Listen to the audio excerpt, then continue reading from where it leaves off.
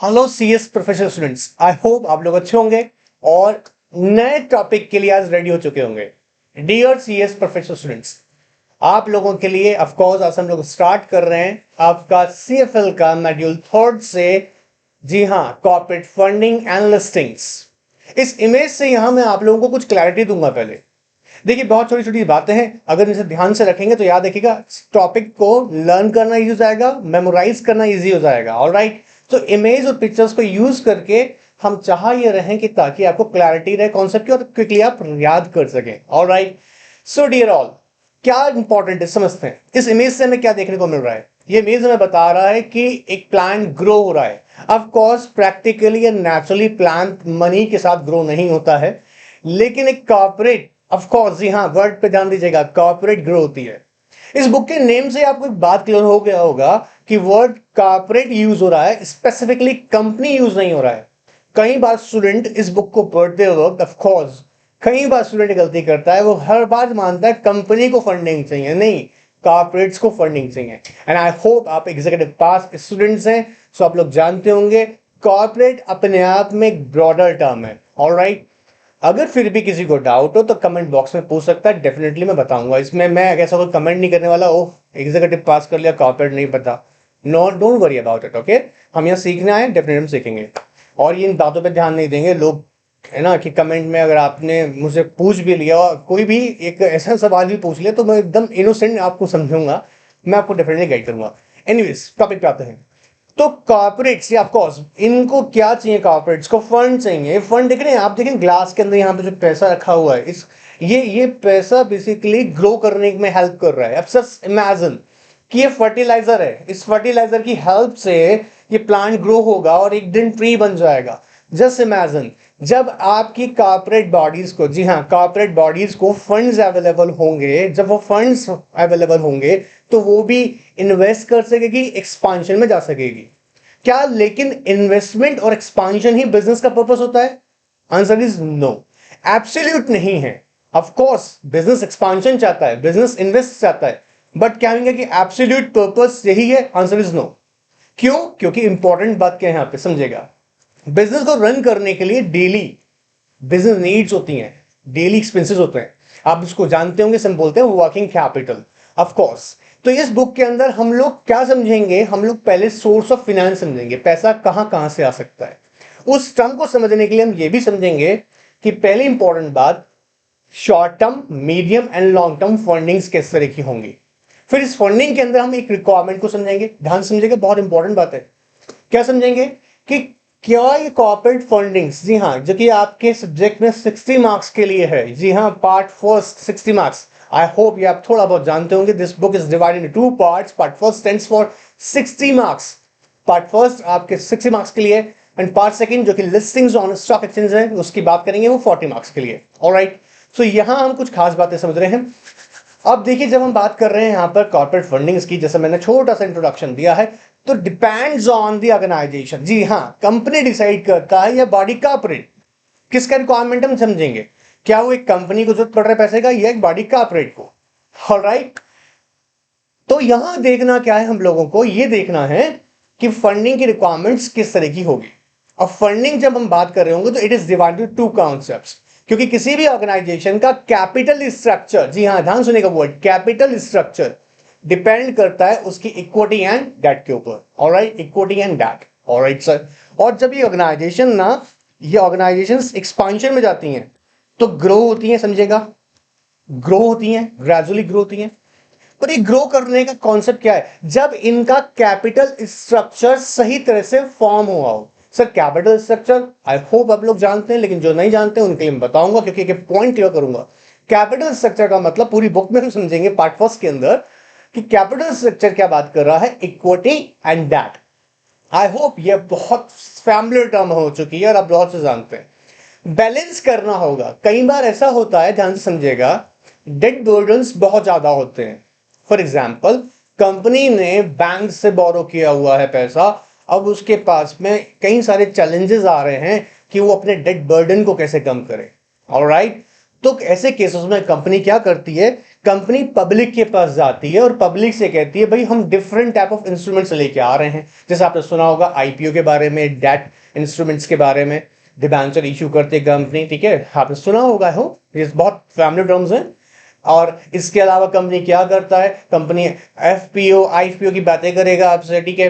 Company मतलब अब बाहर जा रहा है, बाहर का मतलब पब्लिक को अप्रोच कर रहा है। पब्लिक को अप्रोच करने के लिए ऑफ कोर्स, जो कि हम लोग ग्रोथ करना चाहते हैं, तो ग्रोथ करने के लिए हमें क्या चाहिए, फंडिंग्स। फंडिंग्स हम समझेंगे क्या, दो तरह का हो सकता है, इक्विटी बेस्ड या डेट बेस्ड हो सकता है। कितने नेचर हो सकता है इसका, सर ये शॉर्ट टर्म हो सकती है, मीडियम टर्म हो सकती है, लॉन्ग टर्म हो सकती है, depends, you know what, it depends to organisation. Of course company to company depend करता है। किसी कंपनी को वर्किंग कैपिटल का नीड इंटेंसिवली होगा, ऑलराइट, बहुत ज्यादा होगा। किसी कंपनी को इंटेंसिवली नीड नहीं होगा। For example long term investment या मीडियम टर्म इन्वेस्टमेंट्स में बिलीव करती है कंपनी, तो उसको इमीडिएट फंड का रिक्वायरमेंट नहीं होता। बट एक trading based company, for example stock trading की बात नहीं कर रहा हूं यहां पे मैं स्पेसिफिकली, मैं कह रहा हूं फॉर एग्जाम्पल एक एफएमसीजी कंपनी है जो फास्ट मूविंग कंज्यूमेबल गुड्स बनाती है। आई होप आप लोग जानते होंगे FMCG products, like you know what, जिनको डेली रूटीन में हम लोग यूज करते हैं प्रोडक्ट्स। तो उसे कहीं ना कहीं, क्योंकि उसकी थ्रू आउट द ईयर उन्हें फैक्ट्री रन करनी है, थ्रू आउट द ईयर उनके वर्कर्स काम करें, तो दे नीड मनी, क्योंकि बिजनेस में सेल अगर हो रहा है तो मनी का फ्लो होना भी जरूरी है। अब प्रॉब्लम क्या है सर, तो ये एक्सपेंशन में जाएगा, एक्सपेंशन में जाएगा तो डेट बर्डन भी आ सकता है, और आता है, ऑफ कोर्स आता है। तो डेट बर्डन को क्या करना है, मिटिगेट करना है, कम करना है। तो हमें ग्रोथ भी चाहिए, तो कंपनी क्या करता है मेरे बच्चों, बहुत ध्यान से समझना, कंपनी कहता है हम कराएंगे लिस्टिंग। क्या सर, हाँ लिस्टिंग। लिस्टिंग यहां पर हम जब पढ़ेंगे इस बुक के अंदर, दो तरह की लिस्टिंग हम समझेंगे, एक इंडियन मार्केट के अंदर और एक इंटरनेशनल मार्केट के अंदर, ऑलराइट। कुछ एग्जीक्यूटिव स्टूडेंट्स जो कि ओल्ड सिलेबस हैं वो लोग जानते होंगे, ऐसा नहीं न्यू सिलेबस नहीं जानते होंगे, वो भी जानते होंगे, बट ये थोड़ा ब्रॉडर टर्म में discuss, I mean old syllabus में किया हुआ है कि कंपनी यू नो व्हाट दो फॉर्म में जा सकता है, इंडियन मार्केट से फंड रेज कर सकता है या इंटरनेशनल मार्केट्स। सर ये मार्केट कौन सा है, कोई विजिटेबल मार्केट है नहीं, आप खूब अच्छे जानते हैं।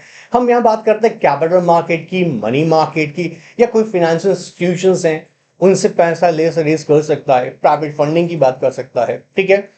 सर ये भी हमको समझ में आया।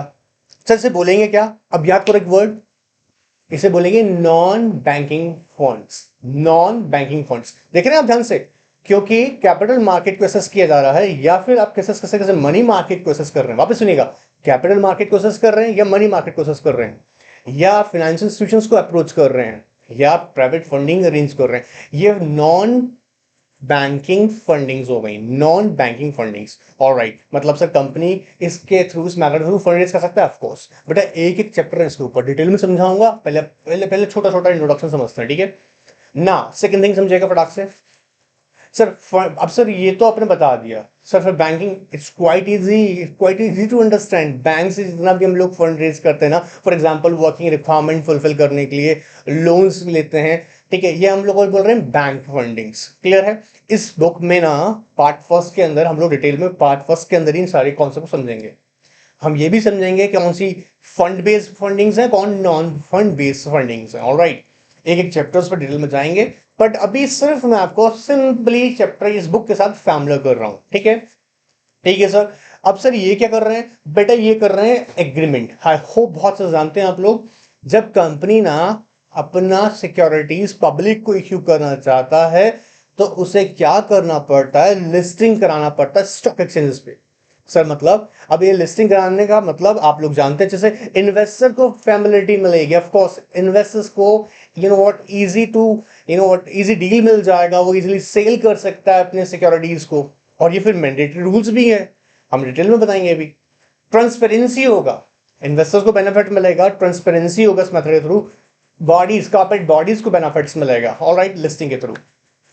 बट लिस्टिंग करने के लिए भी लिस्टिंग एग्रीमेंट के अंदर स्टॉक एक्सचेंज के साथ में एंटर होना पड़ता है और उनके बायलॉज को और रूल्स को फॉलो करना पड़ता है, जो डिटेल में हम लोग क्या क्या कंप्लायंस रिक्वायरमेंट्स होंगी और एक कंपनी सेक्रेटरी को कैसे बोर्ड ऑफ डायरेक्टर को गाइड करना है, इसके बारे में डिटेल में हम डिस्कस करेंगे पार्ट सेकंड के अंदर, ऑलराइट, जो कि 40 मार्क्स के लिए है आपके लिए, ऑलराइट। मुझे एक बात अच्छी बात बता दूं, मेरे स्टूडेंट्स ने you know what more than 60 marks इसमें गेन किए हैं, एंड आई होप, मैं चाह रहा हूं कि अब ये जो पढ़ रहे हैं ये लोग भी इससे ज्यादा गेन करें, ठीक है। लेकिन ज्यादा इंपॉर्टेंट क्या है, नॉलेज। सो नॉलेज होना बहुत जरूरी है, और सारे सारे सीरीज के अंदर आपको भयंकर नॉलेज देने वाला हूं। Alright, now have a look. एक छोटी सी जगह चलते हैं आपके बुक की तरफ। आपकी बुक कह रही है यहाँ पे देखिए, corporate funding and listings in stock exchanges. यहां पर एक छोटी सी बात समझनी है। यहां मैंने कुछ छोटा छोटा बात आपको बताया कि कॉर्पोरेट क्या करता है, फंड रेज करने के लिए वेरियस सोर्सेज को यूज करता है। वो सोर्सेज क्या क्या हो सकते हैं, उन डिटेल में हम लोग समझेंगे। ऑलराइट, अच्छा, दो तीन चीजें आपने पहले भी समझी होंगी। देखिए, एक दो बातें क्या है, देखो, जब हम बोल रहे होते हैं ना फंडिंग्स, स्पेसिफिकली फंडिंग्स की बात कर रहे होते हैं, तो सर कुछ इजी शॉर्ट वे है। लो देखो, आओ समझो, फटाक से समझते हैं। सोर्सेज ऑफ फंड्स की मैं बात कर रहा था आपसे अभी, आइए देखते हैं फटाक से स्क्रीन पे। Long term, medium and short term. Long term, medium and short term याद देखिएगा, ये पूरा डिटेल में हम लोग डिस्कस करेंगे। सिर्फ पहले याद होना चाहिए, 90% केसेस में मैंने ऑब्जर्व किया है, स्टूडेंट सब कुछ रट्टा मार लेता है लेकिन उसको बेसिक्स नहीं पता होते हैं, तो हमें थोड़ा बहुत बेसिक्स पहले पता होना चाहिए। ऑलराइट, सो बहुत स्वैम्प टर्म है, यहां मैं आपको बहुत क्लियर करता हूं। देखिए, हम लोग बात कर रहे हैं लॉन्ग टर्म फंड्स की, जहां हम लोग शेयर कैपिटल की बात कर रहे हैं, या हम बात कर रहे हैं प्रेफरेंशियल कैपिटल की बात कर रहे हैं, डिबेंचर्स की बात कर रहे हैं, बॉन्ड्स की बात कर रहे हैं, टर्म लोन्स आप लोग जानते होंगे। जब ये लॉन्ग टर्म में बात कर रहा है तो मोर देन 1 ईयर हो गया, और टर्म लोन सब कहां से ले सकते हैं, फाइनेंस इंस्टीट्यूशन से ले सकते हैं। Give an example of finance institution, जल्दी से सोच सके बता दो। फाइनेंस इंस्टीट्यूशन क्या है, जो फाइनेंस प्रोवाइड कर रहे हैं। आपने एनबीएफसी का नाम सुना होगा, नॉन बैंकिंग फाइनेंशियल कंपनीज। ये फाइनेंशियल इंस्टीट्यूशन से आप ले सकते हैं, गवर्नमेंट है, ठीक है, बैंक्स हैं। Alright, and venture funding. Venture funding I hope जानते होंगे, मोस्ट रिस्कियस्ट फंडिंग होती है। रिस्क क्यों होता है, यहाँ पे एक रीजन है। वेंचर कैपिटलिस्ट जब भी पैसा आपकी कंपनी को दे रहा होता है, जनरली ये स्टार्टअप्स को प्रोवाइड करते हैं। तो जब भी पैसा इन्वेस्ट न्यू बिजनेस में, न्यू आइडियाज में इन्वेस्ट करते हैं, ये लॉन्ग टर्म देखते हैं। लॉन्ग टर्म का मीनिंग यहाँ पे क्या है, जैसे फॉर एग्जांपल 3 to 5 ईयर्स इनका टारगेट है किसी भी कंपनी के अंदर उसका इक्विटी में पैसा लगाना फॉर 3 to 5 ईयर्स। जैसे वो कंपनी ग्रो करना स्टार्ट करेगा, दे विड्रॉ, वो अपना विड्रॉ करते हैं, फिर किसी और कंपनीज में करते हैं। बट यहाँ पे भी फंडिंग जो है long term point of view से देखी जाएगी, डिटेल में डिस्कस करूंगा मैं भी। फिर इंटरनेशनल फंडिंग्स की बात करेंगे। आप लोग जानते होंगे यूरो इश्यूज के बारे में, फॉरेन करेंसी लोन्स हैं, एडीआर हैं, जीडीआर हैं, ये सारा हम डिटेल में डिस्कस करेंगे। ईबीसीज के बारे में डिस्कस करेंगे, एक्सटर्नल कमर्शियल बोरिंग्स। ऑलराइट, इसके अलावा अगर हम ध्यान से देखें सोर्स ऑफ फंडिंग्स के अंदर मीडियम टर्म में preferential capital, debentures, bonds. Sir preferential capital, of course my dear, ये मीडियम टर्म में आता है। सर शेयर कैपिटल में आपने, और इक्विटी कैपिटल में तो आपने बोला लॉन्ग टर्म, हाँ जी लॉन्ग टर्म में ही आता है। आपने इन्वेस्ट किया ना, कंपनी तो वाइंड अप नहीं हो रहा है ना, वहां इक्विटी है। प्रेफरेंस कंपनी एक सर्टेन पीरियड के लिए रह सकता है। Alright, debentures, bonds, lease finance, hire purchase finance. अच्छा, lease finance and hire purchase finance को मैं डिटेल में बताऊंगा चैप्टर्स के अंदर जाके, ठीक है। बट आप लोग थोड़ा थोड़ा एक आइडिया दे देता हूं ताकि आपको ना क्लैरिटी मिल जाए। सी जनरली क्या होता है, देखिए, जब आप लीज फाइनेंस की बात करते हैं, हायर परचेज फाइनेंस की बात करते हैं, एक छोटा सा इंट्रोडक्शन है। पैसा ना, चीज मुझे पसंद आ गया, पैसा कोई थर्ड पार्टी दे रहा है, समझना। मैं बैंक को जाके बोला, बैंक ऐसा है, मेरे को ना ये पर्टिकुलर कार खरीदना है। बैंक बोला ठीक है, हम फाइनेंस कर देते हैं, ठीक है, हम फाइनेंस कर देते हैं। अच्छा, इसे हम कमर्शियल पॉइंट से समझने की कोशिश कर रहे हैं। अब मैंने क्या करना है, इस कार को खरीद के टैक्सी पे चलाना है, ठीक है। अब ये इस कार का पैसा जो है ना, बैंक दे रहा है किसको, उस ऑटोमोबाइल कंपनीज को जिससे मैंने परचेज किया, ठीक है। अब ये क्या हुआ, इसको मैंने खरीदा नहीं, एक्चुअली मैं इसकी ऑनरशिप मेरे हाथ में नहीं आई है, अभी बैंक के हाथ में ऑनरशिप है, unless until I make the full payment to the bank, ठीक है। तो कुछ इस तरह की फंडिंग्स के बारे में डिस्कस करूंगा। हायर परचेज डिफरेंट होती है, hire purchase funding and lease funding दोनों अलग अलग हैं, डिटेल में जाऊंगा। बट अभी सिर्फ और सिर्फ हमको इतना देखना है कौन कौन से टॉपिक्स हम पढ़ेंगे, ठीक है। And medium term loan, financial institute से, governments and commercial banks. Medium term loan अच्छे से जानते हैं, more than 1 year, but just suppose up to 3 years, ठीक है। शॉर्ट टर्म में ट्रेड क्रेडिट्स इंपॉर्टेंट है। Factoring services, factoring I hope कई सारे स्टूडेंट्स जो कि पुराने सिलेबस है उन्हें अच्छे से पता है, ओल्ड सिलेबस की एग्जैक्टिव। न्यू वालों को आई थिंक डिटेल में इसके बारे में नहीं पता है। सो इसे समझते हैं फटाक से क्या है। फैक्टरिंग के बारे में छोटा सा बताते हैं भी। एक कहीं देखिए डिफरेंट टाइप ऑफ फैक्टरिंग होती हैं, बट एक एग्जाम्पल लेके समझाते हैं। मैं एज बैंक, ठीक है ना, मैं एक बैंक हूं, आप एक बिजनेसमैन है, आपको अपने ना बुक डेट्स कवर करने होते हैं, आपको लोगों से पैसा लेना है, ठीक है। मैंने बोला आप चिंता मत करो, ठीक है। आपका अगर आप ट्रेड क्रेडिट पे चलाते हो, मान लीजिएगा आपने किसी से बोला कि 30 दिन के अंदर वो पेमेंट करेगा पार्टी आपको, फिर समझना, आपने किसी को सेल किया गुड्स, उसने बोला 30 डेज में आपको पेमेंट देगा 1 लाख रुपीज का, ठीक है। आप क्या करोगे, मेरे को कॉन्टैक्ट किया, बोला सर मेरे को तो आज ही पैसे की जरूरत पड़ रहा है, 30 दिन तक कैसे वेट करूंगा, और बिजनेस अगर उसको 30 दिन का क्रेडिट नहीं दूं तो प्रॉब्लम पड़ जाएगा सर, बिजनेस बंद करना पड़ जाएगा। तो अभी क्या करूंगा, मैं बोलूंगा अच्छा कितने का पेमेंट लेना है, बोला 1 लाख का। ऑलराइट, बोला ठीक है मैं काम करता हूं आपको, मैं आपको 90 या फॉर एग्जांपल 80,000 रुपीज आपको दे देता हूं अभी। ऑलराइट, 20,000 जब उससे पेमेंट आ जाएगा तो मैं रिकवर करूंगा, जब मेरे पास पेमेंट आ जाएगा तो मैं आपको पे ऑफ कर दूंगा, ठीक है। लेकिन इस काम को करने के लिए मैं आपसे कुछ कमीशन लूंगा। इसके बारे में डिटेल में बताऊंगा, ये फैक्टरिंग सिर्फ एक एग्जांपल देके समझाया है, ठीक है। कहीं ना कहीं इसमें डिस्काउंटिंग वाला काम करता है, ठीक है, बट इसे डायरेक्टली हम डिस्काउंटिंग नहीं बोलते हैं, यहाँ कमीशन चार्ज किया जाता है, वो डिटेल में जाएंगे, लेकिन एक एग्जांपल देना जरूरी है। नाउ बिल डिस्काउंटिंग, आई होप ये तो बहुत फेमस टर्म है, आप जानते होंगे, मैं जाऊंगा लेकिन यहां तक फिर बताऊंगा। Advance receive from customers, short term loans like working capital loans, commercial banks, from and fixed deposits, receivable and payables, इन सब पे हम जाएंगे वन बाय वन, बट मेरा पर्पज यहाँ पर फिर बता दूं कि कुछ बातें समझाने का है। देखिए आगे बात जब हम बोल रहे थे अभी non funding bank, non funding banking fund, sorry non banking funds, आप कैपिटल मार्केट से पैसा असेस कर रहे हो, मनी मार्केट से असेस कर रहे हो पैसा, या फाइनेंशियल इंस्टीट्यूशन से पैसा ले रहे हो, या प्राइवेट इक्विटी कर, इक्विटी मींस प्राइवेट इक्विटी मतलब पर्टिकुलर पर्सन ऑफ ग्रुप उनसे ही पैसा ले रहे हो, तो कौन सी फंडिंग से, नॉन बैंकिंग फंडिंग्स, ठीक है, याद कर लीजिएगा। फिर बोल रहा हूं ये छोटा छोटा टर्म याद होना चाहिए, ठीक है। क्यों क्यों जैसे नॉन बैंकिंग, यहाँ पे बैंक का इन्वॉल्वमेंट नहीं है इसलिए हम बोल रहे हैं, ठीक है। इसके इंस्ट्रूमेंट देखेंगे ध्यान से आप, इनके जनरली आप देखें, पहली लाइन में आप ध्यान से देखें, कहता है money market through the capital, see the the line, capital market, money market, institutional investors, private equity.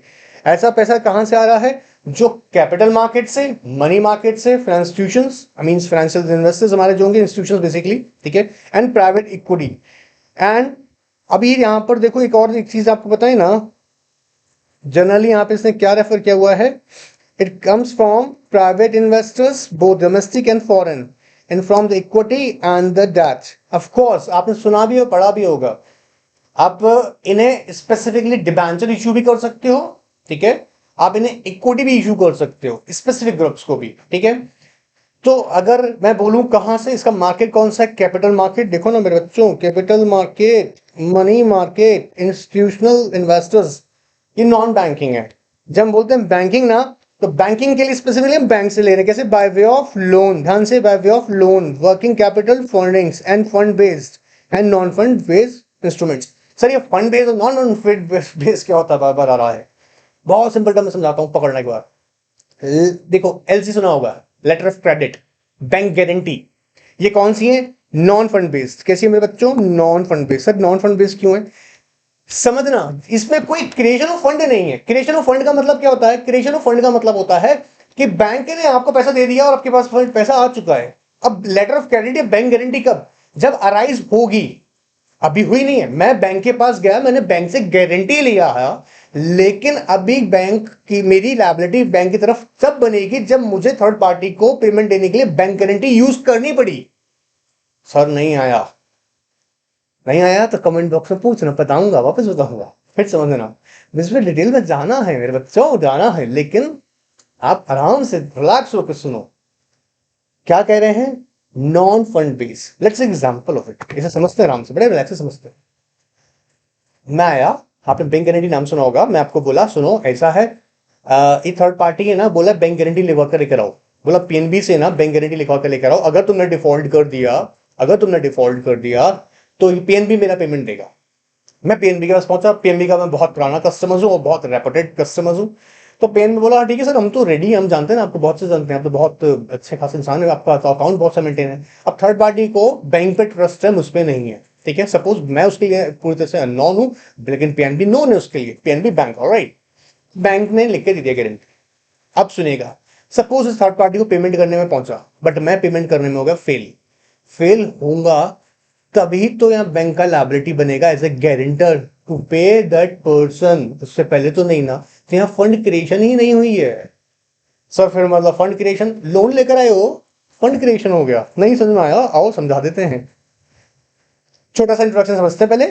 देखो कॉर्पोरेट फंडिंग के पॉइंट से देखें तो डेट फंडिंग पढ़ेंगे, यहाँ पर इक्विटी फंडिंग देखेंगे, foreign fundings, other commercial tools and NCRPS. NCRPS क्या है बताता हूँ अभी। अब डेट फंडिंग में भी अगर हम ध्यान से देखें तो देखो दो पे फोकस करता है ये, किस पे बेटा, Indian fund base and Indian non fund base. जब बोलता है इंडियन फंड बेस तो इंडियन फंड बेस का मतलब है लेटर ऑफ क्रेडिट या बैंक गारंटी या standby letter of credit. Sir क्या होगा ये सब कुछ डिटेल में जाएगा, अभी तो सिर्फ फैमिलियर होने के लिए बोले हैं, ठीक है। सो कह रहा है क्या, Indian fund base debt funding कैसे तरीका हो सकता है, जल्दी से वापस। डेट फंडिंग दो तरीका हो सकता है सर, कौन कौन सा, fund base and non fund base. वापस डेट फंडिंग दो तरीका हो सकता है, इंडियन फंड बेस और इंडियन नॉन फंड बेस। वापस इंडियन फंड बेस क्या होगा, basically letter of credit sir. देखो ना मेरे बच्चों, इंडियन फंड बेस के लिए क्या बोलेंगे, debenture, सिक्योरिटाइज्ड debt instruments, bonds, bank finance, working capital, business discounting, factoring. यहां ध्यान से अगर देखें तो यहां ट्रांजैक्शन कंप्लीट हो जाती है शुरू में ही, मतलब यहां बैंक आपको जो है ना मनी प्रोवाइड कर देता है, मनी प्रोवाइड हो गया है। मींस सपोज कंपनी ए ना, कंपनी ए एचडीएफसी से क्या ले चुकी है, लोन ले चुकी है। तो यहां पर एक लोन अकाउंट क्रिएट हो गया है।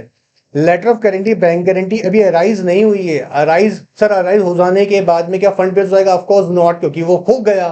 ऑलराइट, तो कैसा बोलेंगे, इंडिया हम लोग कॉर्पोरेट फंडिंग की बात करेंगे, डेट का बात करते हैं जब हम लोग स्पेसिफिकली डेट फंडिंग की बात करते हैं तो देखो क्या दिखता है हमको, sir Indian fund base and Indian non fund base. जब इंडियन फंड बेस का बात कर रहे हैं तो हम किसकी बात कर रहे हैं, जहां डिबेंचर्स की बात हो रही है, securitize debt assets, of course sir instruments बनेंगे ना, ये डिटेल में बताऊंगा, चैप्टर नंबर 9 ही है इसका ना।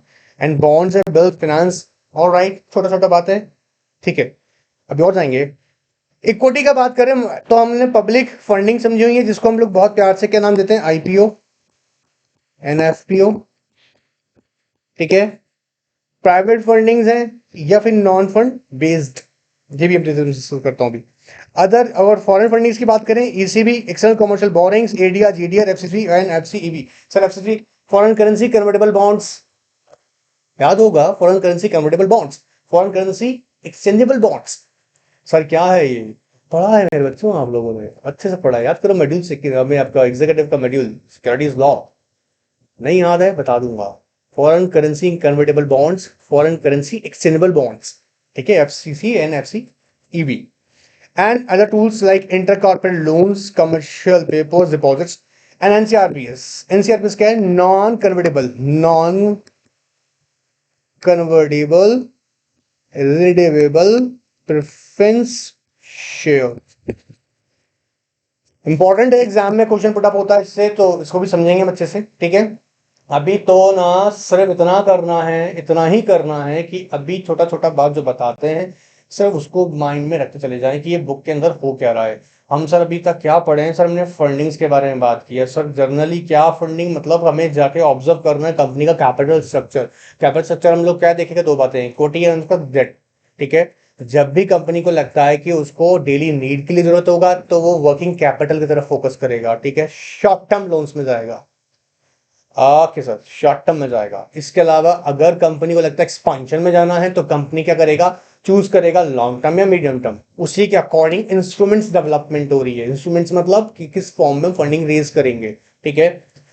कैसे कर सकते हैं सर, हम लोग बैंक से भी कर सकते हैं और नॉन बैंक से भी कर सकते हैं। बैंक से कर रहे हैं तो किस फॉर्म में कर सकते हैं, capital, working capital requirement form में, लोन्स के फॉर्म में, ठीक है। अगर हम नॉन फंड की बात करते हैं, नॉन बैंकिंग की बात करते हैं तो हम बोलते हैं capital markets sir, money markets, financial investors हैं, प्राइवेट इक्विटीज है सर, यहां से इन्वेस्ट हम लोग फंड रेज कर सकते हैं। ऑलराइट। इसके अलावा हमने क्या बात पकड़ना है यहाँ पर, अभी हमको देखना सर यहाँ पे फंड बेस और नॉन फंड बेस होता है। तो कॉर्पोरेट फंडिंग में सर अगर देखा जाए तो डेट फंडिंग के अंदर सर हम लोग देखे Indian fund based and Indian non fund based. जब हम बोलते हैं इंडियन फंड बेस्ड ना, इट मींस दैट डिबेंचर्स हैं, सिक्योरिटाइज्ड डेट इंस्ट्रूमेंट्स हैं, या हम वर्किंग कैपिटल्स की बात करेंगे। यहाँ पे जब हम लोग यहाँ फंड क्रिएशन हो रही है, मैं बार बार बोल रहा हूँ, समझना सा छोटा सा, ठीक है।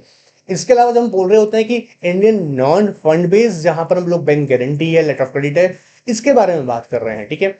इक्विटी की बात पॉइंट से देखते हैं तो हम लोग देखते हैं यहाँ पे क्या, हम लोग पब्लिक से पैसा मांगता है, ठीक है। हम लोग प्राइवेट वाले से पैसा मांगता है मतलब पैसा का जरूरत पड़ता है। नॉन फंड बेस्ड यहाँ डिस्कस करेंगे। ये सारा का सारा है ना, मेरे बात को ध्यान से, ये सारा का सारा आपका कॉर्पोरेट फंडिंग वाला 60 मार्क्स के एरिया में आता है। That's why I am saying कि यहाँ टेंशन आपको पे करना है, ठीक है। एनीवेज, लिस्टिंग के पॉइंट से सिर्फ मैं आपको यहाँ पर एक फैमिली करा दूं, आपकी पुरानी यादों से मिला दूं। आपकी पुरानी यादों का मेरा कहने का मतलब यहाँ पर यह है कि आप लोगों को क्या क्या लॉस पढ़ने यहाँ पर, उसका हमें ध्यान रखना पड़ेगा खास। देखिएगा, जब हम कॉर्पोरेट फंडिंग की बात करेंगे तो आपको कंपनीज एक्ट, मेरे बच्चों कंपनीज एक्ट, अब बहुत मजा आएगा। कंपनीज एक्ट के rules and notification, SEBI act 1992 के रेगुलेशंस एंड सर्कुलर्स के बारे में, एससीआरए सिक्योरिटी कॉन्ट्रैक्ट रेगुलेशन एक्ट तो पढ़ना ही है, साथ के उसके रूल्स भी पढ़ने हैं। ये आर क्या है, रूल्स, ठीक है, रूल्स हैं। इसके अलावा डिपॉजिटरीज एक्ट 1996 की बात करेंगे, फेमा की बात करेंगे। फेमा की बात हम कब करेंगे, जब भी कोई इंटरनेशनल ट्रांजेक्शन होगा, मतलब कोई भी इंटरनेशनल एंगल से ट्रांजेक्शन अराइज हो गई तो याद रखिएगा फेमा, एफडीआई एंड आरबीआई, इनकी तीनों की बात सुननी पड़ेगी। सर मतलब जब इंटरनेशनल मार्केट से फंड रेज करोगे तो भूल मत जाना कंप्लायंस करना with the FEMA, FDI and RBI guidelines. Alright, one more time, कौन कौन से रूल्स देखने पड़ेंगे सर, कंपनीज एक्ट पढ़ना है plus with rules, SEBI act पढ़ना है विद रेगुलेशंस, एससीआरए पढ़ना है with act on rules. And sir अगर हम लोग बात करेंगे कहां से, डिपॉजिट टैक्स की, डिपॉजिट टैक्स की हम बात करेंगे जब भी डीमेटलाइज, ऑफ कोर्स जितनी सिक्योरिटीज हैं डीमेटलाइज होंगी। ऑलराइट, एंड इसके अलावा हमको क्या ध्यान रखना होगा सर, हमको ध्यान रखना पड़ेगा किस चीज का, अगर इंटरनेशनल एंगल पे ट्रांजेक्शन है, ट्रांजेक्शन का एंगल क्या है, इंटरनेशनल मींस फंड रेज किया रहा है outside of the India, means country के बाहर से पैसा आ रहा है, तो FEMA plus FDI plus RBI, ये तो करना है ना मेरे बच्चों। पार्ट सी के अंदर जो खास रेगुलेशंस रहेंगे हमारे लिए क्या रहेंगे, इंडियन के अंदर securities, of course LODR detail में डिस्कस किया जाएगा। Listing obligation disclosure requirement, one more time, listing obligation disclosure requirement. कई बार क्या करते हैं ना, चलो ठीक है यहाँ लिखा है, बट कभी ट्रेनिंग वगैरह में जाओ ना, सीनियर्स के सामने जाओ, so first you should try to speak you know what complete sentence instead of that LODR. कई लोग तो लोडर बोलता है, I don't understand what kind of, अरे ऐसे नहीं करना है, ठीक है। पहले आप खुद प्रैक्टिस कर लो। Listing obligation and disclosure requirement, जैसे पढ़ेंगे ना ब्रेन रिमाइंड कराएगा, भाई साहब listing obligation disclosure requirements compliance requirements है, करनी है, इतने हल्के में मत बोलो एलओडीआर, ऑलराइट, याद बोलो, बट पहले पूरा पढ़ना याद कर लो चीजें, ठीक है। एंड इंटरनेशनल्स की बात करेंगे, जब हम बात करेंगे जिस पर्टिकुलर कंट्री में आप जा रहे हैं, यूएस जा रहे हैं, यूके जा रहे हैं, तो उस कंट्री के अपने स्टॉक एक्सचेंजेस के रूल्स रेगुलेशंस गाइडलाइंस है, वो आपको फॉलो करने पड़ेंगे। ऑलराइट, सो यहां हमने सिर्फ अभी दो बातें खास देखी हैं। रेगुलेशंस हम लोग कौन से देख रहे हैं, पार्ट फर्स्ट के अंदर, पार्ट सेकंड के अंदर। मेरे बच्चों पार्ट फर्स्ट है ना ये वाला 60 मार्क्स क्या है, 60 मार्क्स। अब पार्ट सेकंड के अंदर जब बात कर रहे हैं यही आपका 40 मार्क्स का है, 40 मार्क्स, और ये हमको चाहिए सर, चाहिए तो मिलेगा, पक्का मिलेगा। आज सिर्फ हमने अभी तक इस चैप्टर को लेकर सिर्फ एक इंट्रोडक्शन किया है, ठीक है, इस बुक को लेकर, सॉरी, और कल से चैप्टर स्टार्ट हो जाएंगे। इसी में एक शानदार सा चैप्टर आपको पढ़ाऊंगा और डिटेल में समझाऊंगा। ऑलराइट, जब तक के लिए एंजॉय कीजिएगा, गुड बाय, टेक केयर। और याद रखिएगा एक इंपॉर्टेंट बात है यहाँ पर, आप लोगों को ना रेगुलरली क्या मिलने वाला है, टेस्ट। तो जब भी चैप्टर स्टार्ट होगा, चैप्टर जितना पढ़ेंगे उसके बेसिस पे आपके लिए टेस्ट होंगे। टेस्ट को लिखना नहीं है, सिर्फ ऑरली रिवाइज करना है। क्या करना है, रिकॉल करना है जो पूरे दिन पढ़ा है, जैसे अभी पढ़ा है उसको रिकॉल करना है। ऑलराइट, चलिए एंजॉय कीजिएगा, गुड बाय, टेक केयर।